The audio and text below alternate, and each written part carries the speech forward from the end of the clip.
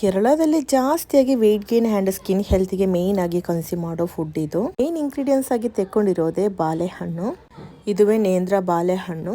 Daily ಒಂದು ನೇಂದ್ರ ಬಾಳೆಹಣ್ಣು ಕನ್ಸ್ಯೂಮ್ ಮಾಡೋದ್ರಿಂದ ವಯಸ್ಸಾದ ನಂತರ ಕಣ್ಣಿಗೆ ಹಾಕೋ ಅವಶ್ಯಕತೆ ಇಲ್ಲ. ಕಣ್ಣಿನ ದೃಷ್ಟಿ ಕೂಡ ಅಷ್ಟು ಹೆಚ್ಚಿಸೋಕೆ ಹೆಲ್ಪ್ ಮಾಡುತ್ತೆ. ನೇಂದ್ರ ಬನಾನಾ ಎಷ್ಟು ಫೇಮಸ್ ಅಂದ್ರೆ 3 months baby banana powder food ಇಂದ ಸ್ಟಾರ್ಟ್ ಆಗುತ್ತೆ. ಎಲ್ಲಾ ಕಡೆ ನೋಡಿದ್ರು ನೇಂದ್ರ ಬನಾನಾದಿಂದ ಸ್ಪೆಷಲ್ ಡಿಶ್ ಮಾಡ್ತಾ ಇರ್ತಾರೆ. ಮೋಸ್ಟ್ ಆಫ್ ಪೀಪಲ್ಸ್ ವೇಟ್ ಗೇನ್ಗೆ ಅಂತಾನೆ ಮಾಡೋ ಬನಾನಾ ಸ್ಪೆಷಲ್ ನಲ್ಲಿ ಇದು ಒಂದು.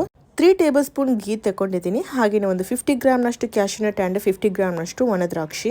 ನೇಂದ್ರ ಬಾಳೆಹಣ್ಣನ್ನ ಸಣ್ಣದಾಗಿ ಕಟ್ ಮಾಡ್ಕೊಂಡು ರೋಸ್ಟ್ ಮಾಡ್ತಾ ಇದ್ದೀನಿ. ತುಂಬಾ ಲೋ ಫ್ಲೇಮ್ ನಲ್ಲಿ ಇಟ್ಕೊಂಡು ಇದನ್ನ ರೋಸ್ಟ್ ಮಾಡಿ ತೆಗಿಬೇಕು.